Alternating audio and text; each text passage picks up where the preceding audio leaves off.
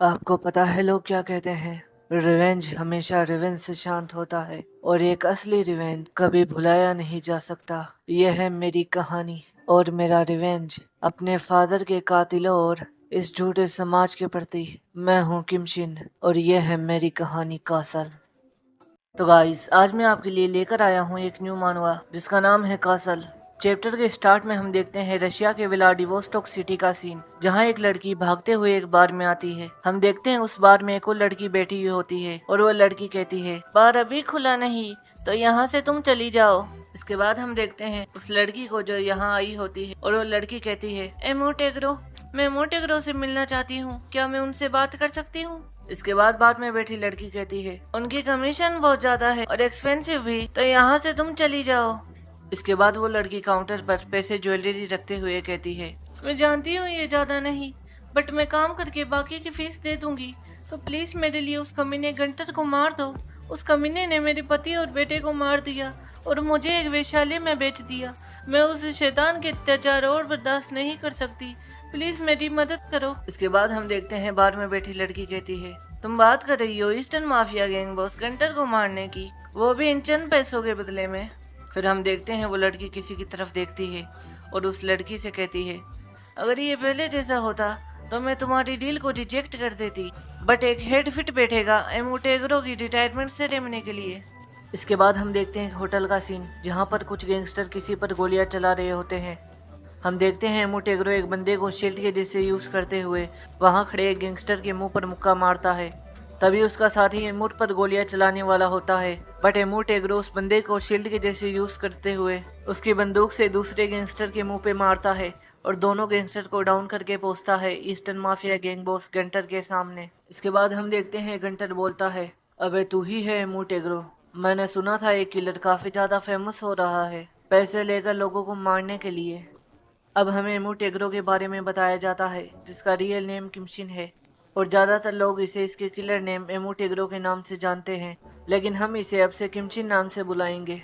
इसके बाद हम देखते हैं गंटर बोलता है, मुझे मारने के लिए तुम्हें जितने भी पैसे मिले हैं मैं उसका 10 गुना दूंगा, बस मैं इतना ही चाहता हूँ तुम यहाँ से ये दरवाज़ा बंद करके यहाँ से चले जाओ और मैं सब कुछ भुला दूंगा जो भी तुमने यहाँ पर किया है।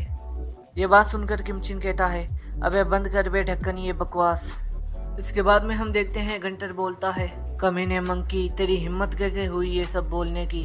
इसके बाद गंटर एमूर पर गोली चलाने वाला होता है, लेकिन हम देखते हैं उसके गले में स्पीड से एक चाकू आके लगता है जो कि फेंका होता है किमशिन ने, और इसी एक अटैक से गंटर का गेम ओवर कर दिया होता है किमशिन ने।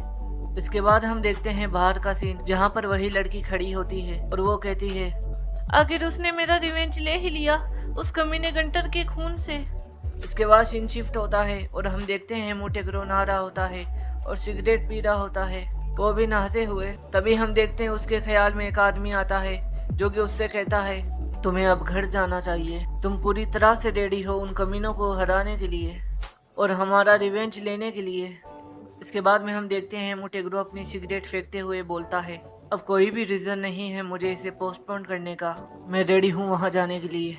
इसके बाद हम देखते हैं किमशिन कपड़े पहनता है। फिर हम देखते हैं उसी बार वाली लड़की को, वो भी यहाँ पर बैठी हुई होती है।